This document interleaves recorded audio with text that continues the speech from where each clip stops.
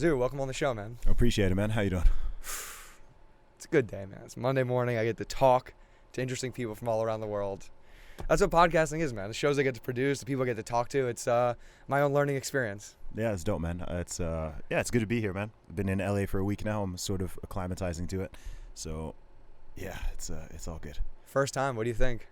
It's interesting, man. It's a lot like how I thought it would be, but some stuff is a little more exaggerated maybe than I thought it would be. So, being from the UK and being someone who hasn't been to LA before, there are certain things you hear about or you see online or in movies or whatever, and you're like, okay, that's probably an amplification or an exaggeration of that thing or of that stereotype or whatever. But it seems like I've kind of seen all the stereotypes, all the various ones in real life, and it's kind of funny. So I mean, it's a weird city. It's very there are certain parts, because I've been around a decent amount. I haven't been everywhere at all, but it's weird how there are some areas which are sort of, you can tell, like super duper upscale and rich and wealthy and look fantastic, and then there's other parts where I'm like, wow, this looks like a third world country. Which area was those? Did you make it to Skid Row? I haven't been to Skid Row, actually. I've scary. seen it. Yes, I've seen images and videos of it, but I haven't yet been there myself. But, you know, when people talked about stuff like the homelessness or the drug addiction or whatever, I always thought people were sort of exaggerating it a little bit, because, you know, there's homelessness and drug issues in the UK and other countries I've been to as well. But, yeah, there's some stuff I've seen here just in the short time I've been, and I was like, whoa. You know, I walked past a woman the other day who was literally just smoking a crack pipe, like, at 2 p.m. Yeah. And I was like, you don't see that in England. You didn't. There's nowhere in England where you see that. You'll see homeless people, but you will not see anybody like doing drugs, just doing hard drugs in broad daylight, and it would be cracked down on very, very quickly. What about the San Francisco one? Do you see people like just dropping and taking a shit in the street? I haven't seen that, fortunately. I am going to San Francisco after LA though, so. Yeah, Get the poop map so you don't step in any shit. There's literally an app so you do not step in poop when you walk around town. It's nuts though, because it's weird, because I know these are both such. I mean, it's freaking expensive here. That's one other thing I've noticed. I mean, even coming from the UK, even compared to London, certainly the food and stuff like that is. No, it's an expensive city, London. Yeah, London is an expensive city, but LA is certainly, in terms of food, is more expensive, quite considerably too, which sort of surprised me as well, because I was like, okay, it'll be kind of like London. And then just how spread out everything is. Public transportation sucks. That's the thing I miss about New York. I love the metro, the subway, tube for you out there in the UK. It's like, it's just so great to get around town at $2. Yeah, you know? exactly. Yeah, it's perfect. And it's easy. You know, it's just, if you're in London and someone says, okay, meet me here. It's like, no matter where you are in the city, it's like, okay, cool. You just pull up the map and you're like, okay, cool. I'll be there in 20 minutes, 30 minutes, 40 minutes, Here's a stretch. Whatever. And you have 20 million people who are trying to get, 20 million in this greater Los Angeles area trying to get from A to B. Yeah. It's a nightmare. Yeah, so it's crazy. So, I mean, I've met a lot of great people. Obviously, I've been doing podcasts all the past week and interviews and featuring on all these cool things that I've been a long time fan and viewer of. The Joe Rogan one, obviously, is already out now as we record this, but I've got a whole bunch of others that are going to be coming out, which I'm looking forward to. So, yeah, met a lot of great people, connected with a lot of my, people who I, inverted commas, know from online, from Twitter and stuff like that, who I've now met in person. And yeah, it's been a little bit surreal in some ways, but it's cool. So I like it. I think I like it. Like, I don't know if it's I'd need to spend more time here to know if it's somewhere where I'd want to, potentially be long term. I don't know. I'm not a huge fan of massive cities in general. Really? I tend to prefer. No, I like visiting them, but not really to live in. I lived in London for 3 years. I just think they're all overpopulated. I think once you get past about 2 million people, it's too many people for any one place. That's my personal opinion. Some people love it. Some people are more like, I'm in the middle. I'm not like a village, tiny town person. But I'm also not like a mega city person. I like to pop in and visit when I want to, but when it's time to just live and chill, I like somewhere that's got a lot of people, but not so many that there's constant traffic and everything's super expensive and it's just too crazy. Yeah, I feel like I have to be in it somehow. You know, like Mm. New York it's too much. I can never feel at home there. But I mean, here it's kind of like a residential neighborhood. It is, like yeah. There's nuggets of, the area where it's like, okay, I don't own a car out here either, that I can Okay. just get around. Those Lime scooters. You ever done those scooters? I yet? haven't yet, actually. I've seen them Man, everywhere, though. Oh, they're great. Yeah. You get on one of those 15, 20 miles per hour, you're cruising around town, and if you have to stay local, Mm-hmm. you can't beat it. But yeah, it's crazy, the value on things. Mm. And how we value things. 'Cause like you said, I think you made a post about this last night, the sandwich. You went in the store, and the sandwich is not only massive, the food here is just ginormous in portions compared. Just like, okay, directly correlated to how people look, their body types, and, obesity, which is like, it's insane how we try to blame it on, people making us putting these foods out there. Well, we didn't know it had this in it. We didn't know it's in it. It's like, look at the size. Yeah. Directly correlated. But, again, you go out the value because I think it's just a matter of research. Like, I go to a restaurant wholesale store. Okay. And I can buy chicken for 50 cents a pound. Oh, wow. And it's like you said, you go to a store, it's like, how much are you willing to go out and have a garden out there on the porch now? How much are you willing to go out there? Because you're not really just paying for the person to create it and the person to cook it. But you're going out there, you're paying for the land that the people have to rent to cook this in this establishment, and the hourly wage. It's like, it's kind of understanding where your stuff comes from. Yeah, definitely. And what goes into it. And that's the thing that's lacking. And that people get lost touch of, but, things cost money, and, Oh, of course, man. It's easy to get. The further you are removed from the source of anything, the easier it is to kind of lose track of, I guess, what goes into it. Yeah. And food would be a great example of that, because it's, we're so disconnected. Most people, anyway, vast majority of people are so disconnected from the source of it that, you just imagine it kind of grows in the grocery store. You know deep down that it doesn't, but it's just like meat comes on styrofoam and you saran wrap. Yeah. That's cow. Exactly. I mean, you'll come. I've come across people, for example, who won't eat meat if it still sort of looks like meat, so they can't have chicken that's got like the bone in it and stuff, because like they can only eat like chicken breast fillets because it's so disconnected from the actual chicken itself that it doesn't sort of play on their brains. Or they can eat fish fillets, but they can't eat fish if it looks like a fish still. There are people who are like that, which kind of just, like I said, shows how disconnected. Do you think that's more of a social, cultural thing? Or do you think that's just a stigma thing? Because I had a woman who's a bug advocate on the show. Okay. She's really trying to push more towards, on the sustainability side, using insects. What to eat? Yeah, nutrient-wise. I'm not joining that one. But that's the thing. Why aren't you going to it? Is it because, we have this stigma of, bugs come to the ground, they're dirty, or whatever? I'm not eating insects, man. I'll taste it. But I'm not switching from meat to insects. But like I said, what if it was like mixed in, like a cricket powder that you didn't know? Like, oh wow, I ate this brownie. Yeah, I know there's cricket bread and stuff like that. Like, I'll try it. Mm-hmm. Listen, I'm a big meat guy. I know nutritionally in terms of protein and stuff. I know it's decent, but nah, you're not gonna. I mean, it would probably work in somewhere like LA where people have a different mentality. But if you start going to, I don't know, certainly developing parts of the world and start trying to push them to eat crickets, then they're going to tell you to go away, probably in not such nice terms. Completely. No, the most interesting one she put out there was using this insect in feed for fish and for cattle, or and then completely taking out the idea of subsidizing all the land for feeding cattle insects, using that in the feed, not completely that, but the kind of pellets, they would use for fish farms and all that. And because it has a whole complete nutrition value, from minerals to, magnesium, salts, branched chain amino acids that the bugs have. That's not what cows are meant to be eating, though, is it? Yeah, I think the cows are supposed to be eating grass anyway. Yeah. Grain and corn. Yeah, I mean, fish, fair enough. Like, fish eat insects anyway. But cows, yeah.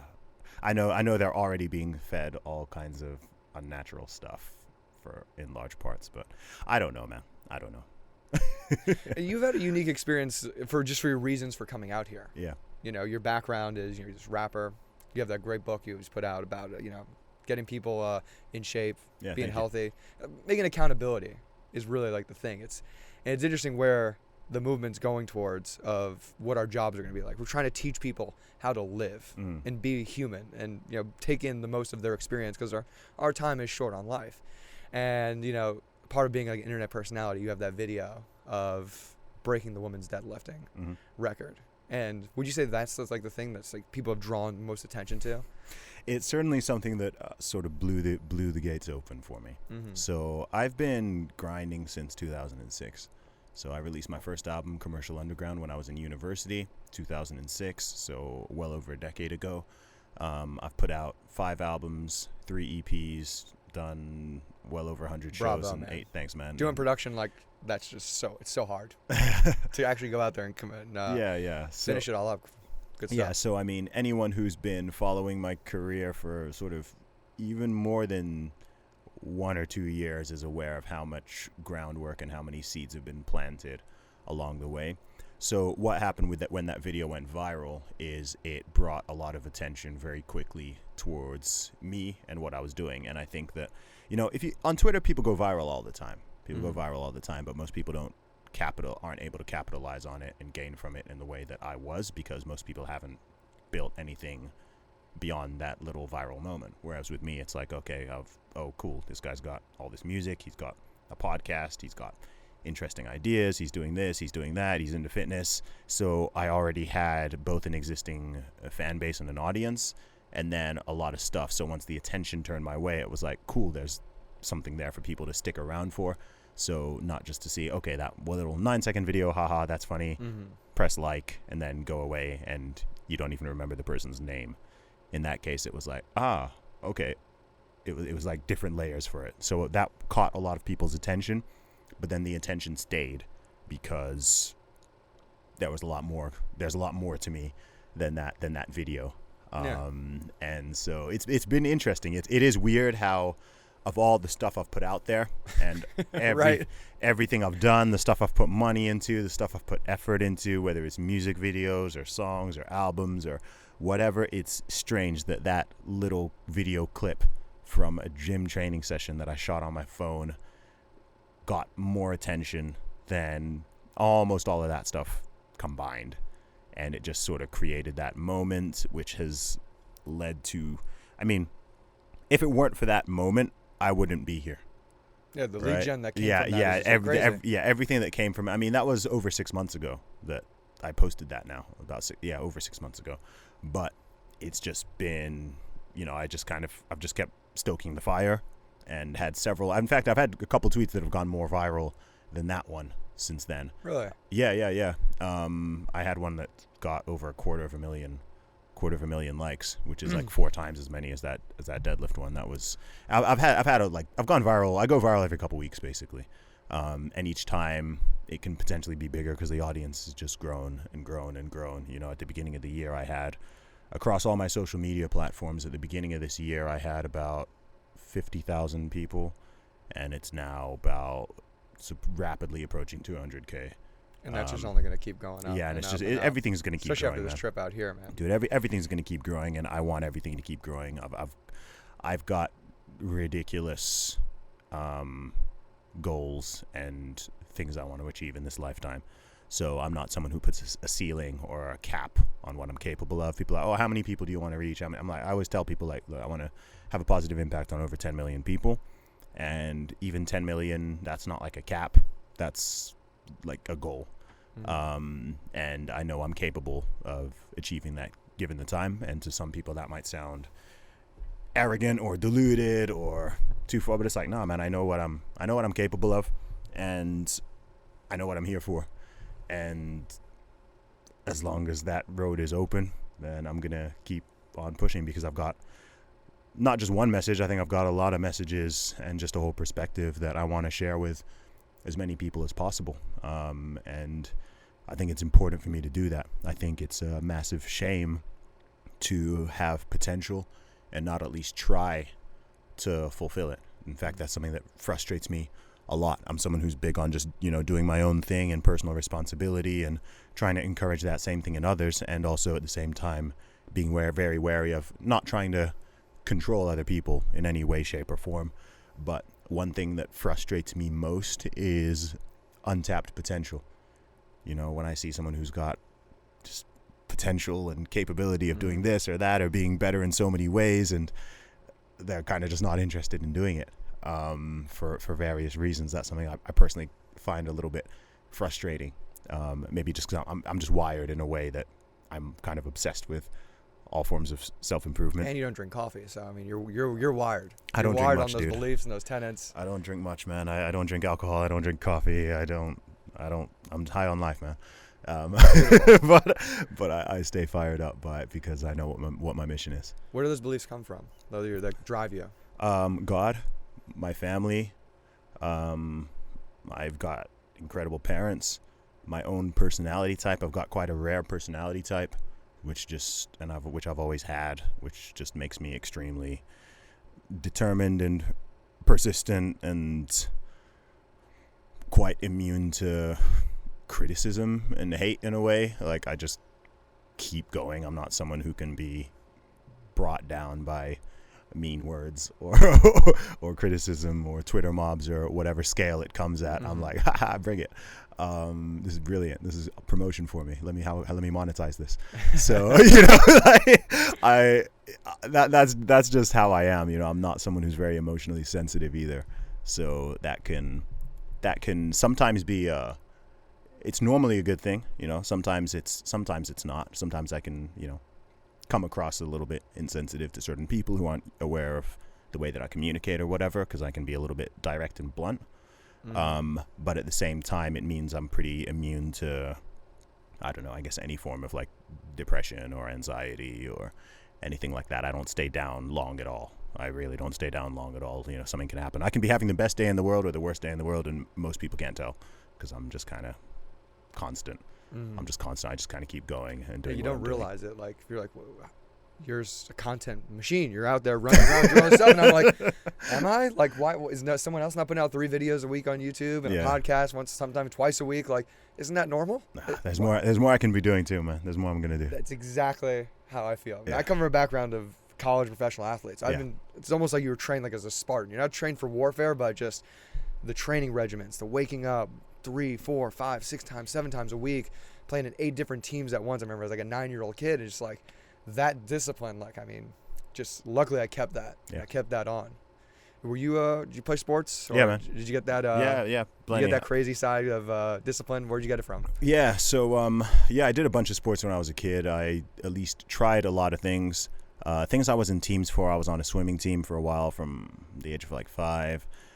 Waking up at 5, going in the pool over early. I don't think I had to wake up that early, to be honest with you. We had some swimmers back in okay, yeah. They had to do that. Just like, you guys are nuts. Yeah. So I mean, over the course of my life, I've done swimming, baseball, football, what you'd call soccer. I've tried American football once. My main sport was rugby. So when I was in my teenage years and in university, I played rugby for about 10 years between the ages of 11 and 21. That was my main sport. That was the sport that I was the best at. And then I got into like bodybuilding when I was 16 or so and started training like that, primarily initially because of rugby, just to get stronger and fitter and make sure I was the person dealing the damage rather than sustaining it. Came with me in basketball too, man. Too many concussions, too many neck and back injuries. Like, I want to enjoy myself. Yeah, man. Yeah. But then I've dabbled in tons of other sports. Not played in teams or taken them seriously, but basketball, tennis, water polo, like just anything, athletics. Well, anything to compete in, I imagine. Yeah. Competition. I've tried my hand at most things. Badminton, pool, table tennis. Yeah, I've thrown my I'm not great at most of these sports, but I've tried them and.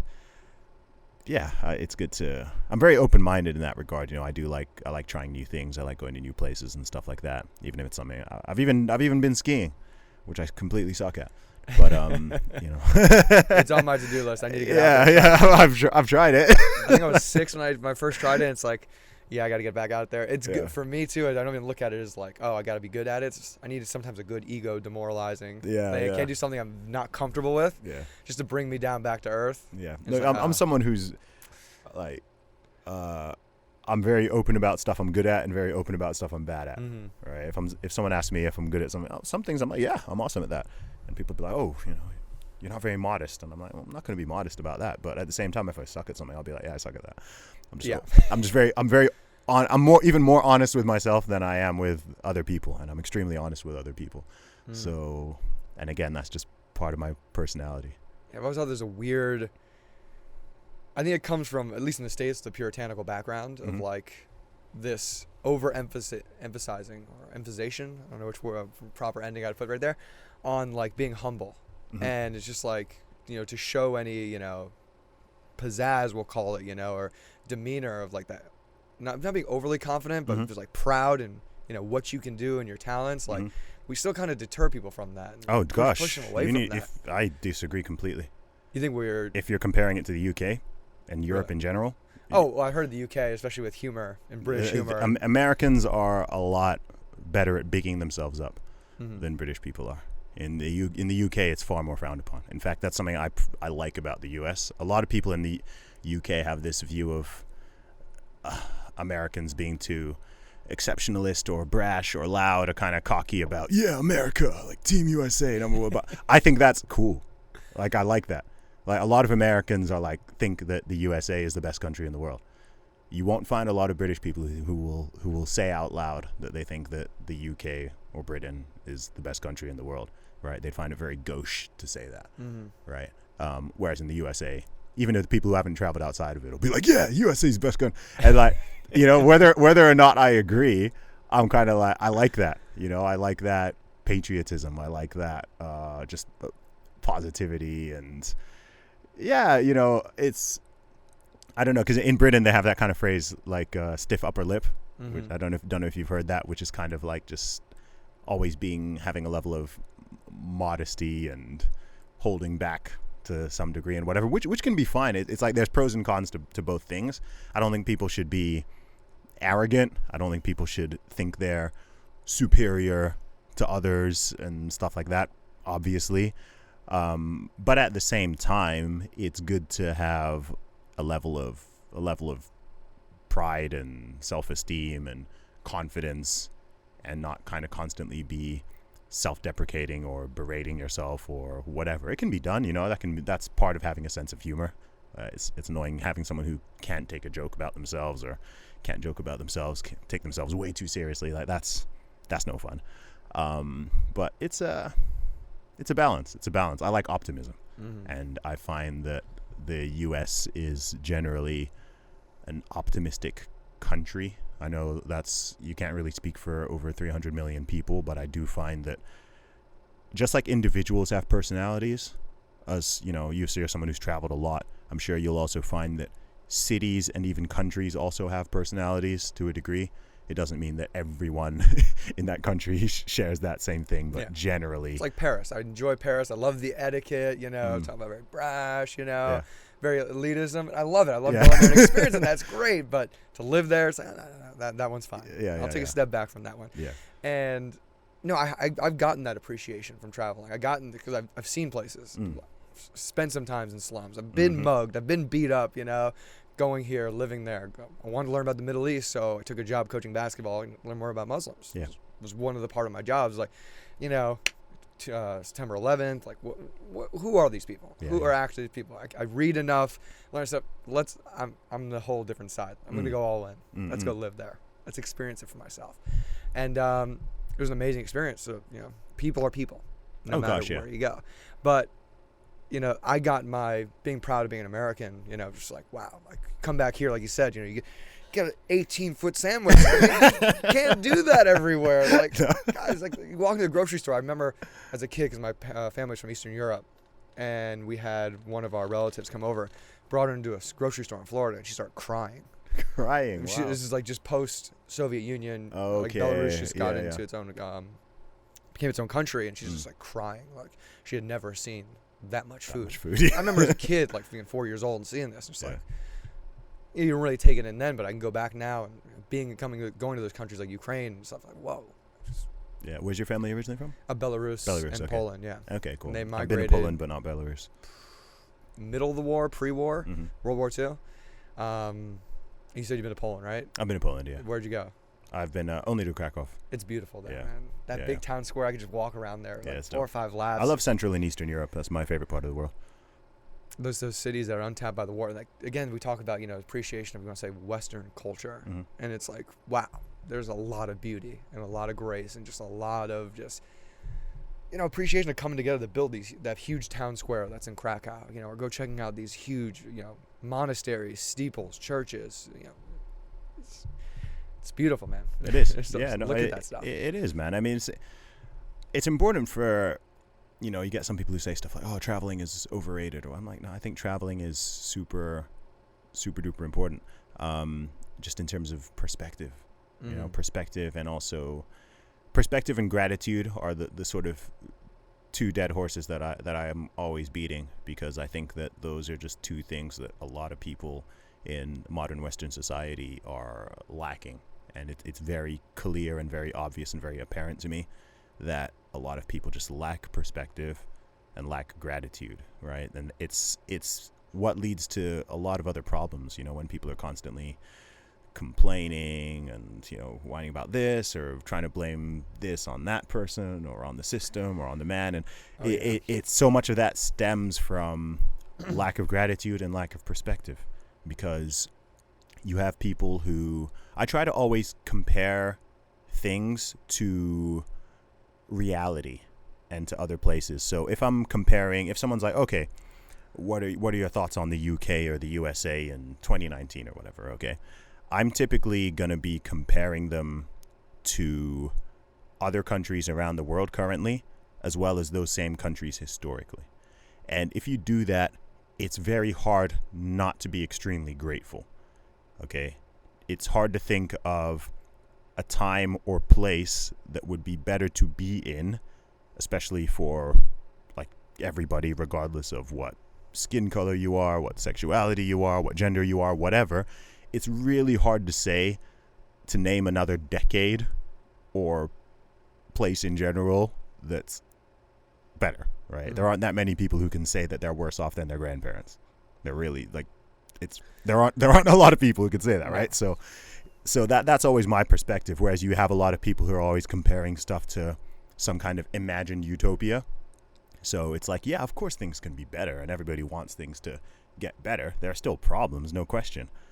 But in the grand scheme of things, it's like, man, we are so blessed. We are so fortunate.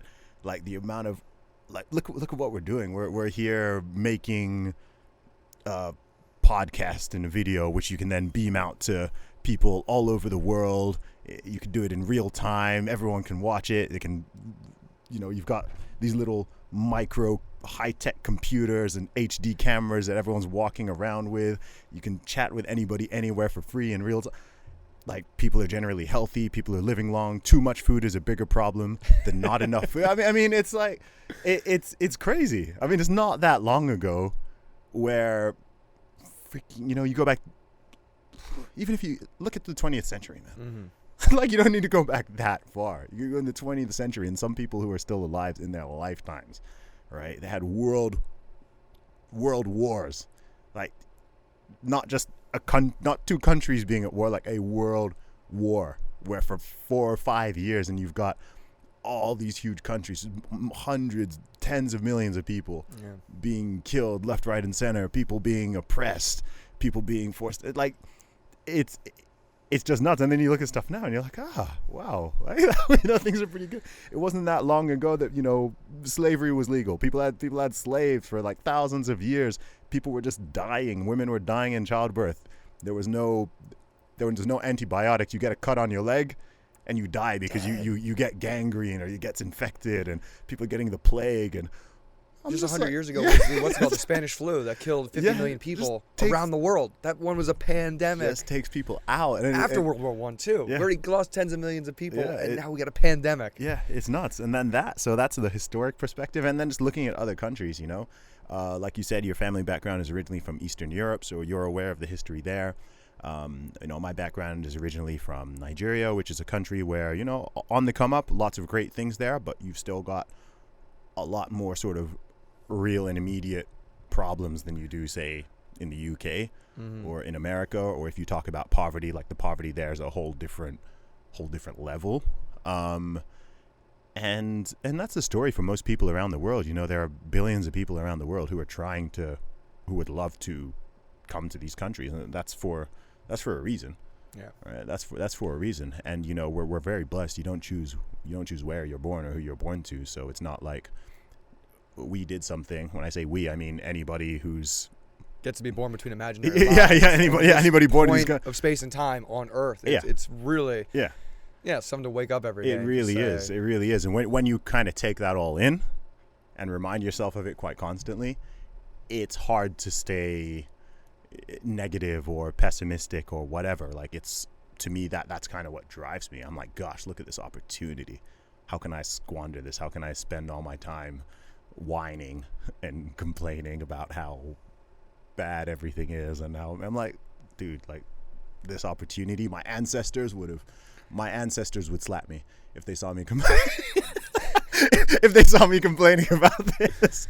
So, let's make the most of it. Yeah, I think my mom's grandmother is talking about how they used to just make sour cream. They would just take some milk and bury it in the ground because it was so cold. Just to make sour cream so they could have it with maybe some potatoes that they farmed that summer, so they have for winter. It's just like the ground was their refrigerator. Yeah, dude, that's insane. It was brutal, man. It was brutal. I mean, I was just I love beef jerky, so it's one of the things I always buy when I'm in the States because it's Don't have it out there? You do get it in the UK, but it's even more expensive. The taxes in the UK. I know it's cereal too. They Yeah. tax the hell out of cereal. Yeah. American cereal coming in there. Oh yeah. I don't know what that's for. Some American cereal's pretty lethal. Some of them. But yeah, what was I saying? So I was actually just talking to some people yesterday, kind of about the history of it a little, right? Because that's how they used to preserve the meat. Yeah. Right. They had to, because they didn't have fridges, so they'd have to just really heavily salt it and season it so that they could, and then dry it so that it wouldn't spoil really, really quickly. So now it's like, okay, this is just a snack you eat now, but that used to just be like a necessity for survival, or you'd have one bad harvest, and people used to just try to make it through the winter. Like that was the goal, right? Let's just make it through the winter, and hopefully, I don't know, man. It's nuts. When I look at stuff in history, I'm just like, my jaw always drops, and I'm just like, man, like this is just. Well, that's why travel is so important. I think that Americans need to do because we are kind of cut off. Those two oceans, being able to connect with the rest of the world, or even with the other Americas. Is really America. South Americans. I was down there, they get so mad. No, don't call us South America. This is America. Yeah. Central, North, South. We're all one. We're all one America. Yeah, there's different places all in between, but this is America. And we lose touch with that going to places. And yeah, it's great that a lot of Americans have that pride. And I do love that part. Yeah. Hey, we're the best, and but if they could see their impact to people, the rest of the world, and see how much people either love the U.S. or don't love the U.S. or understand, because I mean, whether it's the laws we pass here, drug laws that are shaping 60 other countries' drug laws, that's just one crazy thing of an idea to think about, or even like I think pop culture, music. Entertainment's like one of the biggest ones. Oh, dude. I mean, the U.S. is a leader. Yeah. The U.S. is a leader. I mean, biggest population in the Western world by a huge, huge margin. It's the third most populous country in the world, right? You've got China and India, which have both well over 1 billion people. And then USA comes in third. Are we? Yeah. USA comes in third, and that's the most in the Western world. Yeah. So in terms of the West and the globe as a whole, I mean, the U.S. is really a leader in a lot of these things, whether they're cultural or political or social or anything like that. I mean, I don't know how. Yeah, I think a lot of people might not really be aware of that, or might be a bit resistant to it or want it. But it's so much of stuff stems from. A lot of it stems from here. I think British people in particular are probably a little like resistant to that because they're like. They're from us, which is true historically, especially with the language and everything like that. But I always say that when the U.S. sneezes, the UK catches a cold. Interesting. So a lot of people ask me why I talk about stuff that's going on in the U.S. a lot. Sometimes I comment on it more than what's going on in the UK. Part of that is because I have a bigger audience in the U.S. than I do in the UK. But really? Yeah. Is that via YouTube, or how do you measure that? Via Twitter as well? Every social media platform. I've got more followers from the U.S. than the UK. Same with my podcast. It's like probably with your message. I mean, your message. Yeah, it's also population. You got 5 times as many people. Of course. So bigger potential audience. So, but yeah, part of that is because there's like a ripple effect. So if something is happening in the U.S. or there's like a certain trend or whatever. It can be something serious or something not serious. It could be a style of clothing. It could be, you know, a type of music. But what'll often happen is it'll start there and then it'll kind of trickle down into other places. So there might be a certain production style that you're hearing in music that comes out of Atlanta or California or whatever and becomes quite popular here. And then in sort of 6 to 12 months, it used to be a longer period pre internet and social media, but now it's kind of like, okay, between sort of 6 months and 2 years, you'll start to see that style filter down into the UK music and the music in Germany and France and Japan and whatever. Except in Russia, it takes like 20 years to get to Russia, especially clothing style. I think they're still wearing mullets and fleece jackets, like with different colors on them.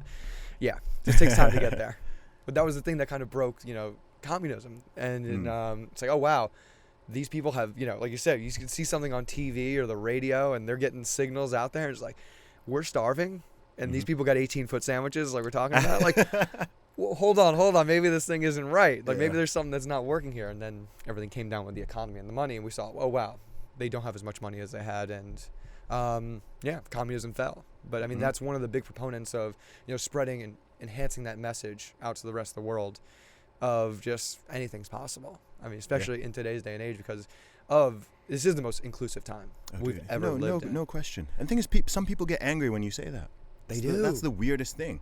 I mean, I had there was a tweet a couple of weeks ago, maybe like a month or two ago, that I posted, where I said something like, the following things are at an all-time low in the Western world. Oh God. And I put racism, sexism, oh man, you're asking for homophobia, white supremacy, absolute poverty. Like I had a whole list of stuff. You put yourself out there with that one. And it was so interesting to see the responses, right? Because it kind of showed who's the optimist and who's the pessimist amongst the people who saw it, right? Because the people who are optimistic and see the world, you know, see the glass half full, they were like, yeah, that's right.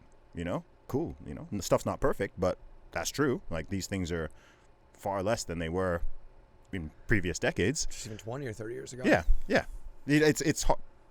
You know, and then other people are like, oh, what's your source for stats for that? Or you can't say that. Or, oh, that's not true. He's saying there's no more racism. I'm like, no, I didn't say that. You read that. I didn't say it. People do that a lot.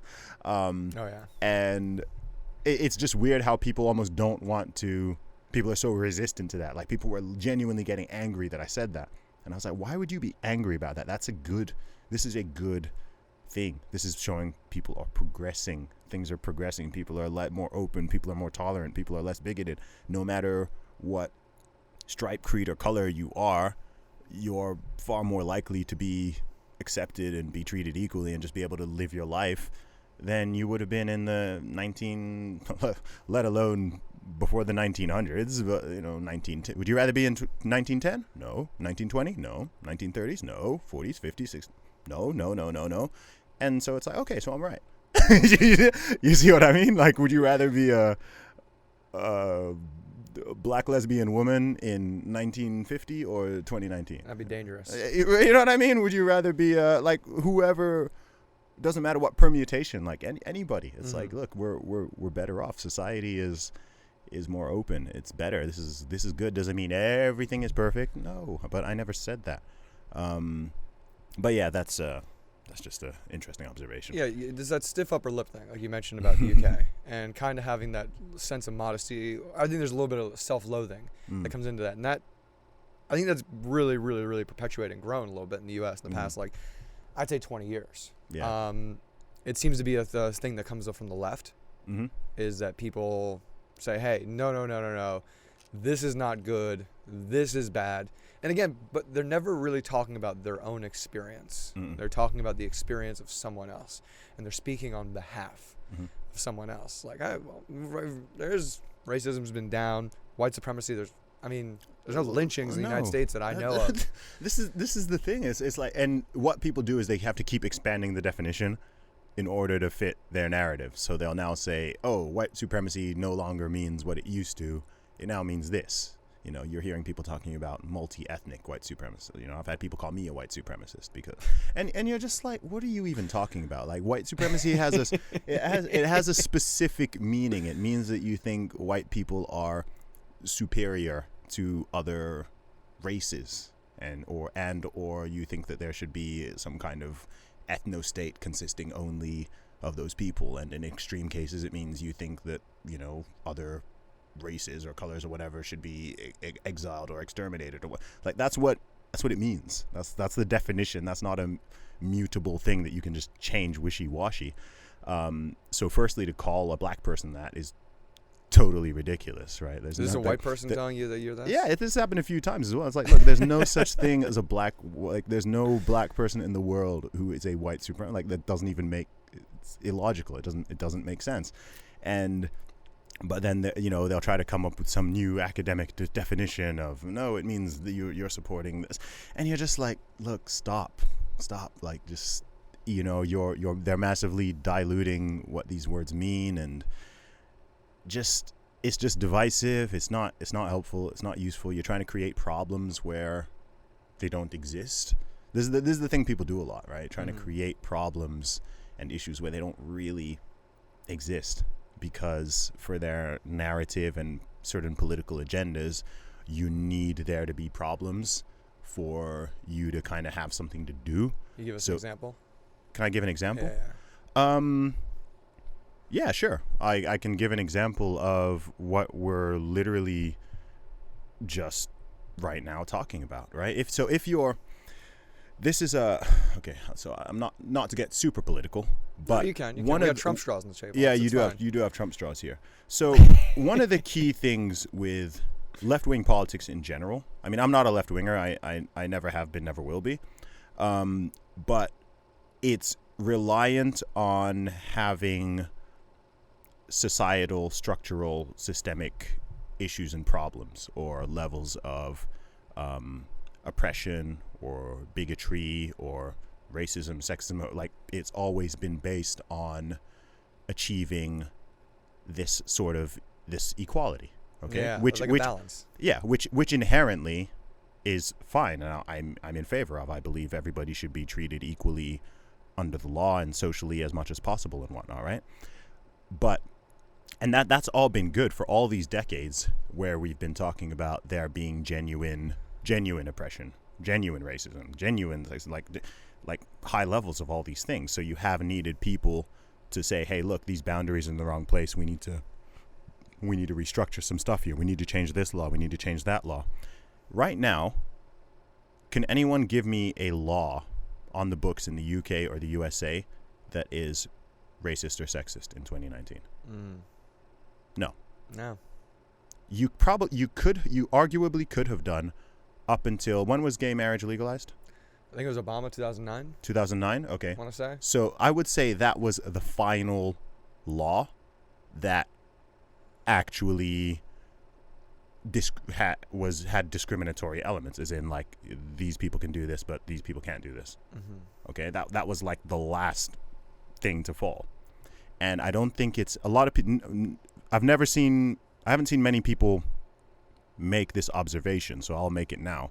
And I've noticed that the stage where the modern left seemed to start going a little bit off the rails was following that, because it was almost like you're now looking for, so you've now achieved actual equality, at least under the law, of everything, pretty much, right? You've had the women's rights movement, you've had the civil rights movement to get people to vote for women, for black people, equality in the laws, and treating people fairly in businesses and employment at universities. That's all been achieved now. So we're now in this stage where people are looking for invisible racism and invisible sex. Like, they're looking for things, like looking under every racism in the Green New Deal. That's the new big one. Yeah, people are now trying to find it in places where it doesn't even exist, which is why you're starting to hear these terms bandied around more now. You hear the term white supremacy more now in 2019 than you ever did in 2015 or 2010 or 2005. It was like, that hasn't been a thing for a really long time. Like, that was dealt with a while ago. You might still get like a couple At most, probably a couple thousand. I'd imagine in the entire USA, out of 330 million people, whatever it is, I'd be shocked if there are more than 5,000 actual white supremacists. Yeah. I would be shocked if probably not even that many, right? Less than a percent. Yeah. So does it exist? Yes. But why are people talking about it as if this is like there's some new rise of it, or there's a new rise of fascism? People are talking about fascism all of a sudden. People are talking about this. And you're like, what are you talking about? But I think it's because you have all these people who are very activist minded and who want to get hyped up and emotional in something. They want to get out on the streets with their signs and they want to protest something, but they don't even know what it's aimed at, right? You see these the women's march that they did in January or February, where they wore the pink pussy hats and they marched. They didn't even know what they were marching for. They say we're marching for women's rights. Which ones? What do you want? We want equality for women. Well, there's a new women's act or law that's they're trying to put in the Equality Act. Mm-hmm. And I think there's I forgot the constraints. Is this the one that makes my deadlift record valid? It might. Okay. Good. I don't know. I've listened to a few women who are part of getting this bill passed. It's like a whole amendment. Okay. They lay out in the law. Again, I don't know off the top of my head I want to speak entirely on it. But there's certain things that there aren't equality for women in certain things, whether it's their bodies or this or that. And so what specifically? Like I said, there's only one thing I can think of that men are allowed to do that women aren't. There's only one thing I can think of, and that is be topless in public. That's literally the only thing I can think of and aware of that men can legally do that women legally cannot. Should they be? I don't know. I can. I don't know. I don't think most guys would complain. But that's literally the only actual law. Mm-hmm. Like if we're talking actual laws and regulations, that there might be something else that I'm not aware of. Anyone listening to this can make me aware if I'm missing some huge thing. But that's the only thing I can actually think of where it's like, okay, men can do that, but women can't. It's funny. I did a topless podcast with this one photo-based journalist, and she was doing a whole Free the Nipple campaign because her whole stuff's on nude photography, and Instagram and Facebook, prevent her from posting photos of women topless in this artistic form. And so we did a topless podcast, and even though we got some nipple pasties, some pictures of my nipples, and we stuck them on her nipples. And even Facebook and Instagram, like, it wasn't okay with them. Like, I finally just got publishing rights back on Facebook because they were like, you went against our codes and guidelines of what our platform's about. Yeah. And she actually just had this huge topless party in this big club in New York. Okay. Because again, it's like, because in New York City you're allowed to be topless. Okay, interesting. Male or woman, but you don't see. You have one old lady who goes to Times Square every day and does it as a thing. I don't think that many people would really want to for various reasons. Nobody's going to go out there. It's like when weed was finally legalized or when drinking was finally legalized again. It's like... Yes, but look, if that's the fight, if it's the hashtag Free the Nipple campaign, then things are pretty good. If that's the thing that's there to complain about, and that's the thing that's unequal, then as someone who grew up in Saudi Arabia, I can certainly say that it's pretty good. Like that's y'all have done pretty well. Like, that's not that serious. Getting to live in Islamic culture is very different. Yeah, it's totally different. Live out here. Yeah, it's totally different. Just being on a date with a woman, even though it's 2-3 in the morning and people are out there, it's so safe. You can walk around, do what you want. But I remember I was on a date with this girl and she was as progressive and left wing and open to this. But when 7 dudes walked by, she grabbed my arm like she was my property. She was with me. Yeah. And because she's like, I just don't know what could possibly happen. Yeah, I wasn't right on your arm like that. It's different, man. I always say, look, if you want to see a real patriarchy, I mean, I can show you one, but it's not you're not going to find it in England or America. No. It's not there. No. There's this amazing video online. I wish I could pull it up right now. It's some communist meeting, and everybody's point of personal privilege. Yes, that's the one. Point of personal privilege. Can we all stop talking? It's very, very hard to focus right now. I'm very prone to sensitive overload. Point of personal privilege. Please do not use gendered language when addressing the audience. I'm so happy you know that. Of course I know it. I was tweeting about it for a day. God, that's a great one. I had a day where I was starting almost every tweet with point of personal privilege. Someone said I should call my next tour that. The point of personal privilege tour. That would be a great tour. And you saw they were doing the jazz hands because they couldn't clap. They were doing that too? You didn't know? No one claps in the video because the clapping triggers them. So yeah, they just wave the jazz hands. I was like, how do these people function in real life? This is when I'm like, man, we need a war. It's sad to think that, but like a crazy catastrophe or even war, it's like kind of the thing society and cultures still kind of need, because things are just so good, and things are so good in life and society that people have to reflect on what's not going right and what is going wrong. That's what I said. I was just talking earlier about people finding problems when they don't exist, because that's where we are. We're comfortable. You know, things are pretty good for most people. I mean, there's real problems. You know, we've said, I've been in LA. There's tens of thousands of homeless people. There are certain issues. You gotta drive through it, man. It's scarier than a third world country. It's scarier than that's a pretty negative broad right state. there. Yeah, I know what you mean. I know what you mean. I know what you mean. Scarier than any place I've been. And I mean, even I rode my bike through, I had to get through that part of town, and it was like, seeing like abandoned tents and rats, just only rats in there. It's like, is there a dead person in there, or is there? Wow. Like you said, the drug usage, the needles on the ground, and there's cops there just to moderate it, but it's like a giant smell and cloud of just urine, like just all over the place. Very dystopian. Very dystopian. Like I'm getting chills thinking about it. And like I said, I've seen some things, but like that was, how can I get through this with my bike as fast as possible? I don't want to stop here. Yeah, it is very weird. It is very weird.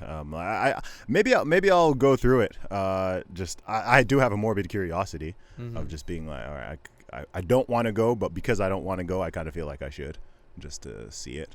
Like I said, I've seen the images, I've seen videos, but just go there in real life and let all the senses hit it. But yeah, I mean, apart from that, like I said, most people are pretty well off, whether or not they realize it, you know. And even if they're temporarily not so well off, the opportunity and the ability to elevate is ever present for most people.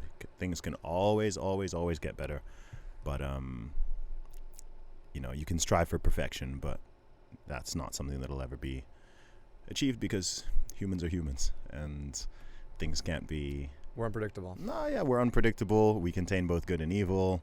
Things can go sideways. Things can go wrong. You've got, some people are criminals. You know, if everything was simple, then, you know, people would just, you know, there'd be no crime. No one would follow the problem is like, well, some people commit crime. Some people want to harm other people. Some people want to take from other people, and that's something that's always existed, and I do think always will, because it's just part of humanity, because we all have both of these things within us.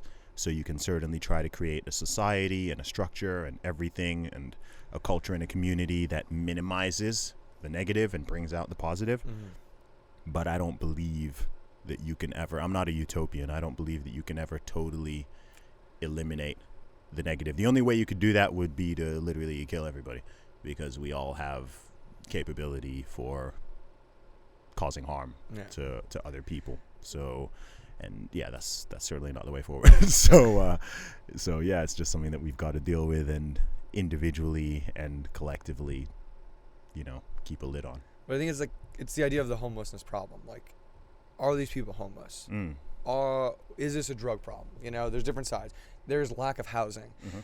I think it's really just, hey, you mentioned there's not enough people to buy into this program of society and civilization. I mean, you see the motorhome right outside there.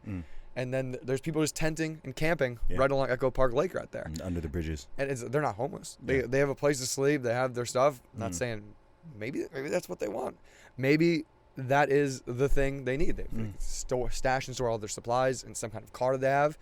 But I mean, okay, if these people don't want to buy into getting a home or living in these caves we call apartments, they're stacked on top of each other, what do we do with them? Do we say you can just camp on the sidewalk, camp in the middle of the street right here?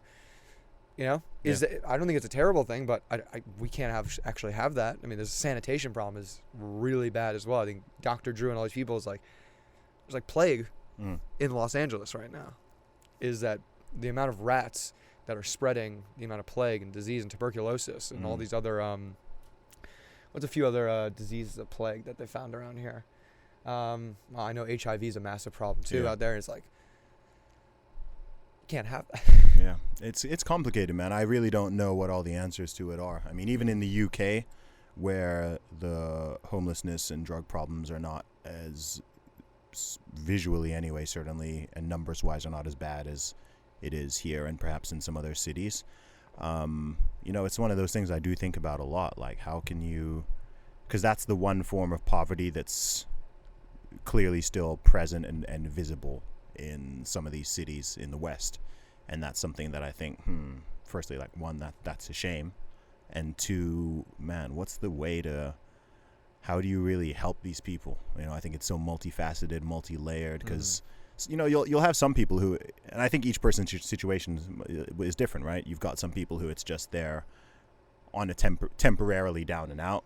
They're just not having a low time in life and something has happened and they've ended up temporarily homeless, but they'll get out of that. Then you've got other people who perhaps in the past would have been in some kind of mental institution, and they obviously kind of mostly abolished those and let a lot of people who previously would have been institutionalized out. So I don't know what the right thing to do there is. People seem to have ethical problems with it, whichever direction you go to. If you're like saying, okay, we need to institutionalize people, you've got people saying, well, we shouldn't be locking people up who aren't committing crimes or aren't dangerous to other people. But then also it means, you've got people kind of, at the worst going around the streets in some sort of zombie-like state, just shouting at themselves or intimidating other people or whatever, and it's just very uncomfortable. Like, I don't know what the answer is. Then you've got the drug addiction, alcohol addiction, and again, I don't know what the right policy is. I don't know what to do, right? Again, I grew up in Saudi Arabia. They're just, boom, zero tolerance. No drugs, no alcohol, none of this stuff. Trying to get booze in Kuwait was an experience. We're not having it. If you try to deal drugs here, we're killing you. Like, hardcore. Yeah. Just boom. And they don't have these problems, certainly not to this extent. So it's hard to argue that it doesn't work if it's the right approach.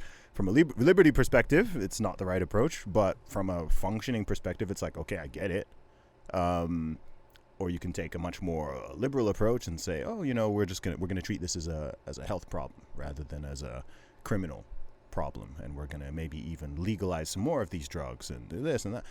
And I'm like, look, I don't know. I haven't run the numbers. I haven't done all the control experiments and whatever to say, okay, this is the correct way to deal with this thing. Yeah. All I know is that, look, the problem is there. It's visible. It's visual. People are aware of it. People can see it. It impacts people, let alone the people who are in that situation. But it's something that it needs discussion. It needs honest, open discussion, like a lot of things, where it's like, okay, rather than trying to just score points or ride and die for your own political side, let's sit people down and think, okay, LA is one of the most prosperous, rich economies in the US and globally. I mean, on a global level, something like if California was a country, it would have 5 or 6. It would have like, I don't know. I'm not sure how high it is, but I'm pretty sure it's in the top 10 or top 20 GDPs if it were just a country in itself. So there's all this wealth, and again, that's visual and visible. You can see it, so that's there.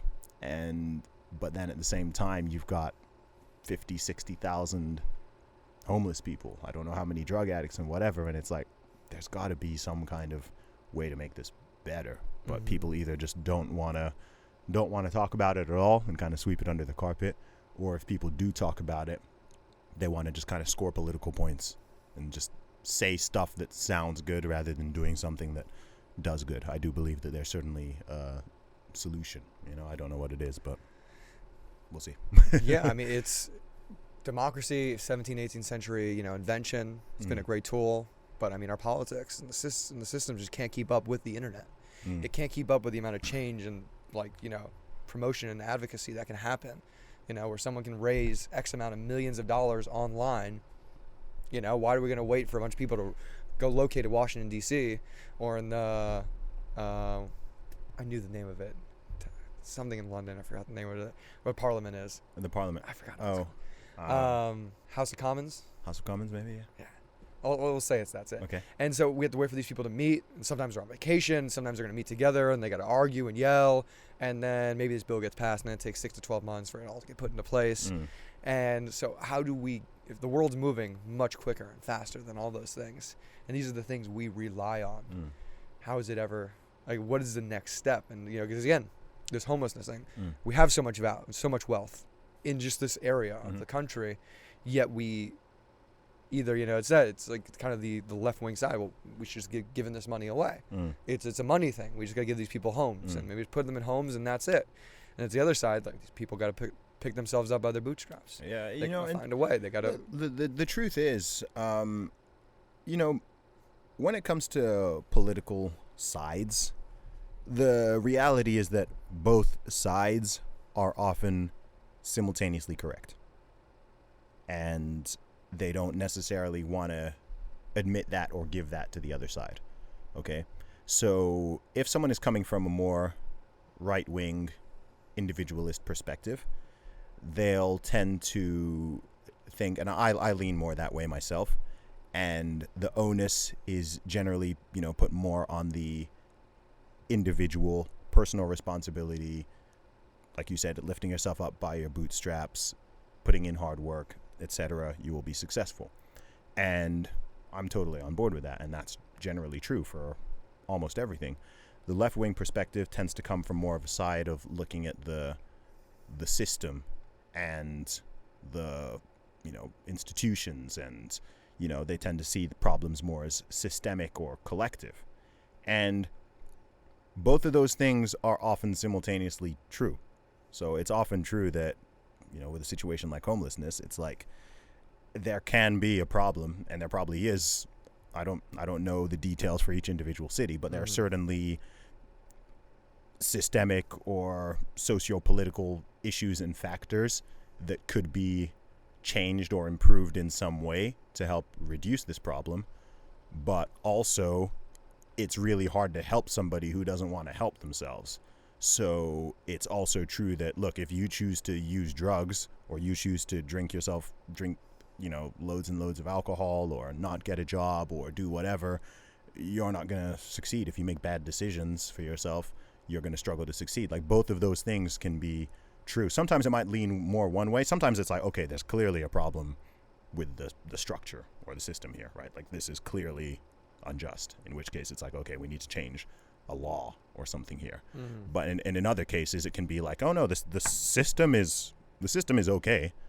This person or this group of people are just not doing stuff right. That's what comes with values. Yeah, exactly. So it's a very complicated thing. I mean, another thing is also the idea that you can even solve everything with politics. You can't. Right? Every problem that exists in society, whether it's individualistic or amongst different people, a lot of people jump straight to what can or should the government do. And not everything can be solved by the government. That's the reality. Not everything. There are certain things where it's like, okay, I don't know. You've got another country trying to go to war with or invade America. It's like, okay, that's something that's like a governmental level thing. Yeah. That's something we want to put in their hands, right? Yeah, exactly. If there's giant potholes in the road in LA, that's a governmental issue that should be solved because you're paying taxes that should be fixed. But there are a lot of other societal and cultural issues where it's just not the government's job. If you've just got a group of people or an individual who has a certain mentality or way of doing things or decision making or whatever that is not conducive to their flourishing or their success, it's not necessarily like if it's not the government's fault or remit, it's not necessarily going to be the government that's able to fix that. And I think that's something that, to me, it's fairly obvious, but I think it's something that people miss, because with every single problem, it's always like we're looking, what policy can we pass? What legislation can we pass? And it's like some things are deeper than that. Some things are just deeper than that. It's not necessarily always something that the government can do anything about. I do feel like this with with a lot of issues, man. Like something that's very topical right now is say reparations. Reparations in the United States. It's like paying. Okay. I think that's a big topic because it's like, do we just say to the government, hey, we're gonna give people $30 million each, and whether they have some, or they're just African American, do they have some relation towards, you know? I just don't think it's just don't think it's viable. Their families were enslaved by citizens of the United States hundreds of years ago, or as of maybe less than 100 years ago.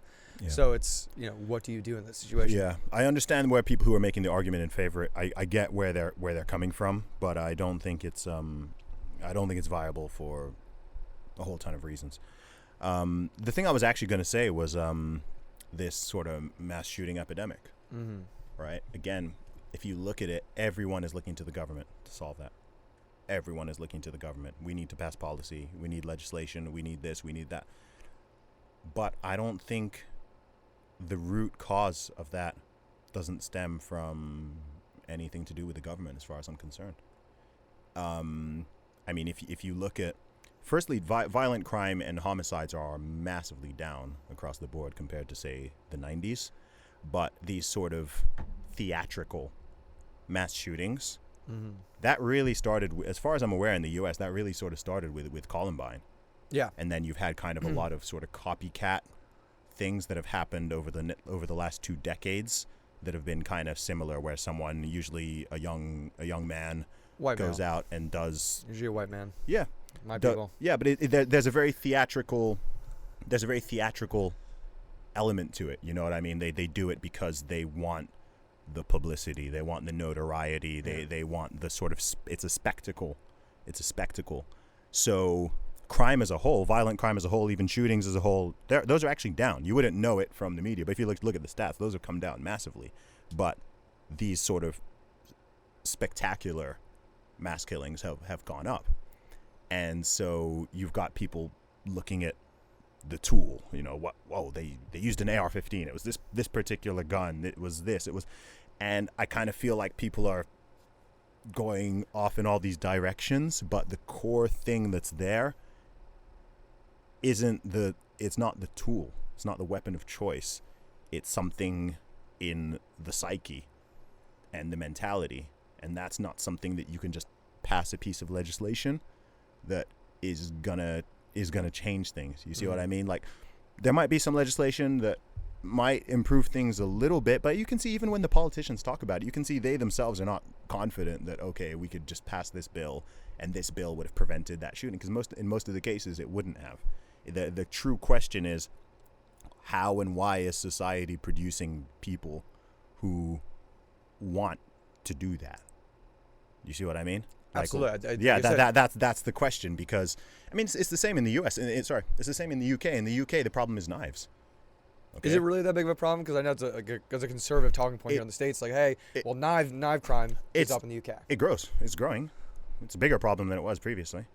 And you know, both statistically and kind of emotionally, in terms of people being wary of it and frightened of it and whatever. So it's not at the same. It's not at the same scale as the U.S. and they don't get the same body counts, because obviously, you know, a gun is a better tool to take out knives. Exactly. So the tool matters to a degree there. But ultimately, the question is, you know, and you look in different countries. Some places they'll use bombs. Some places it's suicide bombs. Right. Yeah. Some places it's cars. You just take a car or a truck and just ram it into. That's gotta be scary. Yeah, you know, like UK, this is what I'm always saying. It's like, look, if anybody had the will and the desire and the malice and evil or whatever in their heart and the motive to kill a whole bunch of people, there's plenty of tools at your disposal to do that. Most people own cars. If you own a vehicle and you want to hurt a lot of people, it's not difficult. The question is why. You know, we all own knives. Lots of people own guns. Go to a farm and get enough fertilizer, you can pull it off. Like there's stuff there. So it's like, the question is, you know, you want to have a society, again, individually and collectively, where people don't want to hurt each other, right? And this exists. There's loads of places. There's loads of pockets, villages, towns, and cities where almost zero violent crime, like almost zero. So it is achievable. It might even be something like a factor, as you know, like once you get past a certain population, and I think this is something you see coming back to what we were talking about before, once you get past a certain population, it does seem to be like people start caring about each other less. Okay? If you go to a small village or a small town or something, you'll generally find that there's more of a community feeling. People feel more bonded to each other. People care more about what's happening to their neighbor or the person down the street or that other person in their community. And as you expand, once you get to 5 million, 10 million, 20 million people in one place, there's something in the human brain. Dunbar's number. Dunbar's number, exactly right. There's something in the human's brain that makes you just care less about everybody else, and it seems a little bit hardwired. Like I'm not a psychologist. I don't know all the. Can't handle more than like 140, 150 intimate relationships, and it's sad because. I try and break that number. Like people look at me funny. My ex-girlfriend, just like, we're in New York City. I walk around. I'll have a conversation with anybody. These are people who live around us. We want to know if they live in the apartment building we were in, or people around us. These are people you're around. These are your community. These are people closestly tied to you. Or even like I'm walking around town, coffee shop right over here. I'm gonna talk with everybody in there. Oh, so you guys live around here? Where are you from? What's this? Because there is it's so important. It is that sense of a community and knowing that. And again, the thing that's missing, it's that. Connection. People are lacking so much connection, and we think we're getting so much of this through the computer, the phone, but to do it in person, just to walk up and give somebody a hug, like human touch. You could stop like 3 or 4 mass shootings by just giving somebody a hug today, dude. Because this is weird because someone might hear this and it might sound really like you know what I mean, because it's so high level and it's a little bit esoteric, but to me that's kind of where the real core of the problem comes down to. And then of course you've got things like the kids who go out and do these things, how many of them, what are their family situations like? Right? Have they got fathers? Were their fathers abusive to them? Did they beat them up? Were they even there? Were they present? Like all this stuff matters. The vast majority of criminals in the US, as far as I'm aware, grew up in fatherless homes. That doesn't mean that most people who grew up in fatherless homes grew up to be criminals, but it does mean that most criminals grew up in fatherless homes, and that's a fact, and that's a genuine factor. So that's something you've got to think of. That's like, that's a deeper societal issue. What's going on? Why are, people, having people are having kids out of wedlock? People are, fathers are not taking their responsibility. People are getting a woman pregnant and then going off and doing their own thing and not caring about that kid, and that goes on to affect them, especially as they get into their teenage years and they start looking for male role models. Some of them will be okay, probably most will be okay, but some will go off and they'll join gangs. Some will go off and they'll join this. They'll go off and they'll get drawn into different ideologies, and gangs know this. Terrorist groups know this. They know that's how they recruit. They're like, okay, find the teenage boys in this town or city who don't have father figures, and we'll go in, we'll fill that role for them, and they'll recruit them, and they've got a several stage process, and that's how they all radicalize people. ISIS do the same thing, right? It's a similar pattern. So you have to think, okay, we need to look at that. We need to look at that. You do need to look at mental health. Maybe you do need to pass certain policies, but it's such a multifaceted issue, and I sometimes find it frustrating that people only look at one side of it whilst kind of ignoring the wider issue. And it seems like a men's mental health issue. Like, hey, how do we get these young guys, whether they're young boys or even teenagers, like, hey, we have we're talking about like government program kind of thing, like, hey, we have national park things. We send kids out there for 3 to 6 months. They're going to live and work on these things with different kids from around the country, and you're going to interact, you're going to live, you're going to learn about biology, the land, topography, geography, and you're out there. And it's, again, I think that's the biggest thing with young boys or males, just like, to be in this confined environment of school is very toxic, because these guys, like you said, we're talking about these groups that are able to recruit them, is these guys are getting to explore their city and run around. They're not even doing the most greatest things to their city, they're causing crime, violence, or mischief, but they're out, they're active, they're exploring. It's the thing that they don't get in school. And extracurricular activities cost money, and getting these kids out there. So I mean, to me, it starts with family, man. It's really the foundation of everything, man. Parents are the foundation, because as soon as that is broken, then you start needing to find things to replace it, because if they're not getting that, it's one thing if they're not getting it from at school, but then they can go home and they can, have rough and tumble play with their dad or their uncle or their granddad or what, and that's deeply important for children in general, both boys and girls, but especially for boys, just to learn those physical boundaries and, gain those levels of trust and know how to harness violence even, or the capability to do violence. Right. I've got 4 nephews. And mine knows no bounds, man. Yeah, but you show them the bounds, right? So you can wrestle with them, but if they try to poke you in the eye, you're like, no, that's no, you don't do that. If they try to kick you in the nuts, you're like, no, that's not.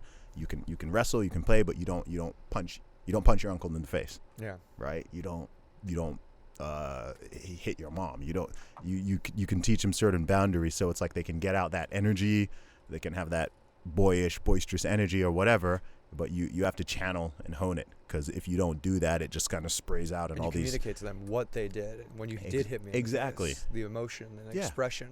Yeah, exactly. So and we know those boundaries, right? If I'm wrestling with my nephew or whatever, right? I'll pick him up and I'll slam him on a cushion. Yeah. I'll do this, I'll do that, right? But I'm not gonna choke. I'm gonna choke him. You know what I mean? Right? You don't choke. You don't punch him. You don't kick him. It's like there's certain boundaries, because you learn what hurts. Because the thing is, if you know what hurts you, then you know what hurts other people, right? So if it's like, oh, okay, that hurts. You won't like it if I do that to you, so you don't do that to other people, right?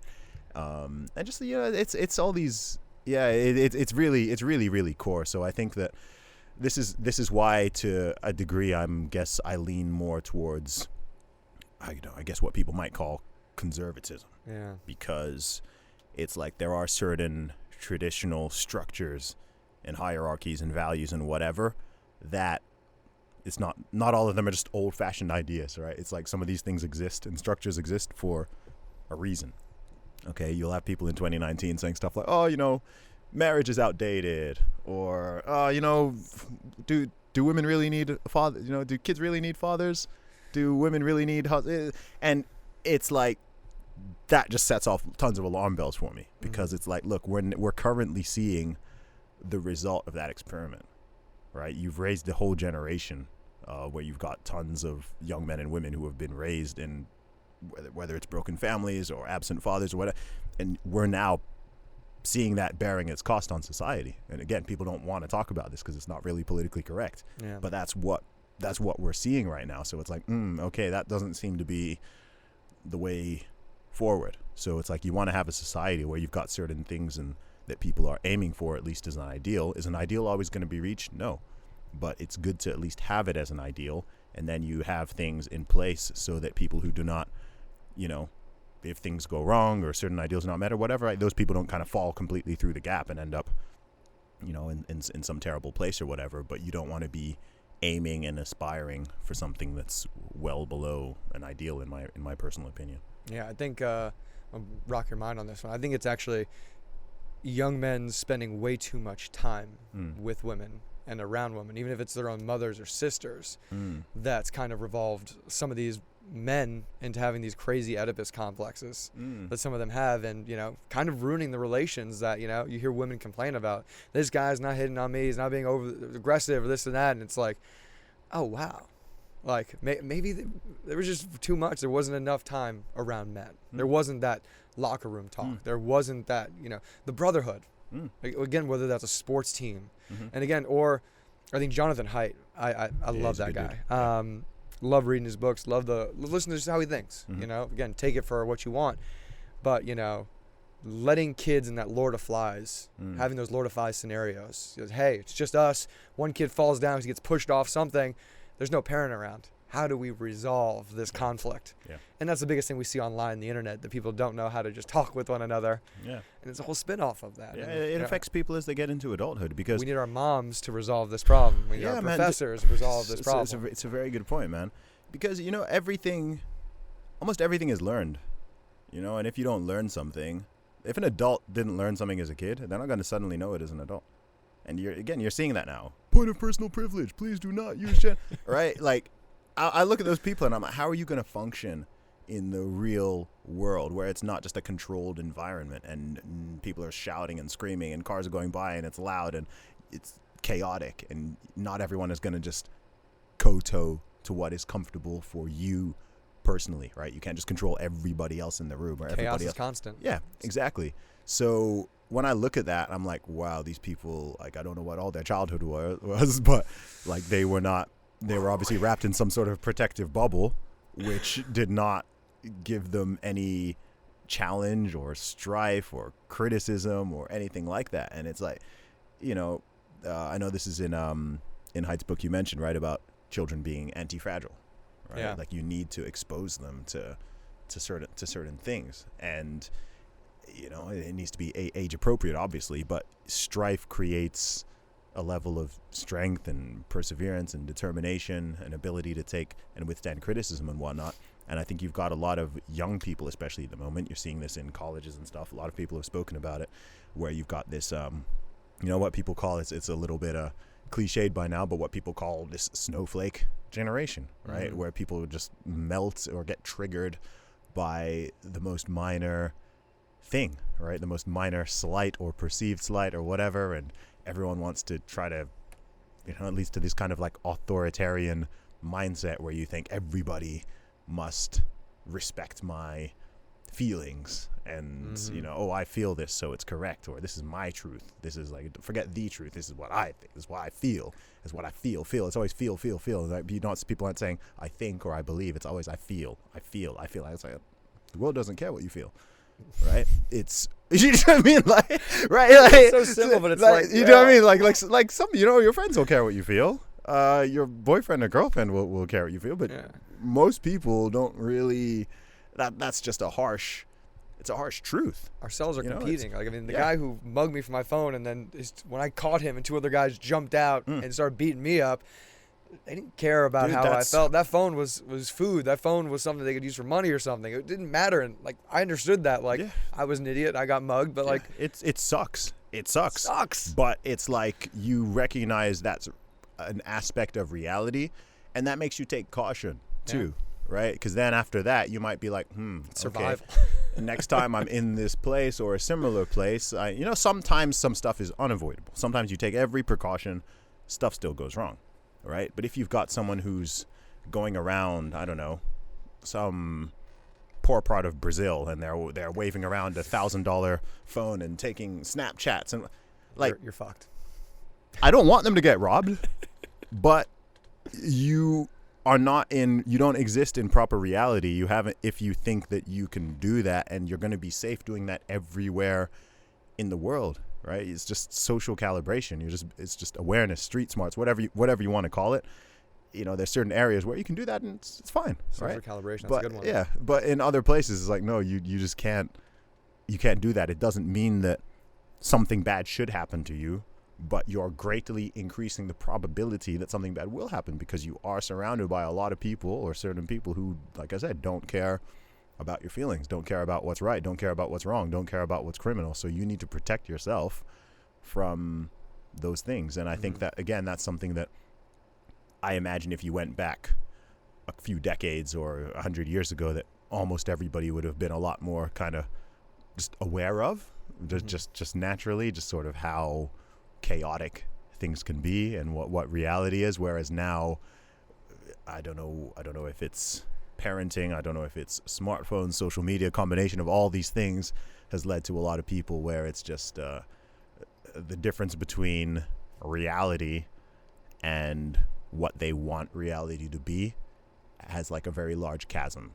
It's the utopia thing, man. They want it to be this image and this shape. But I mean, that Dave Chappelle special, he put a hole in a lot of people's feelings. A lot of people's feelings. Yeah. Like the whole trans joke about, what if I was a Chinese man trapped in this black man's body?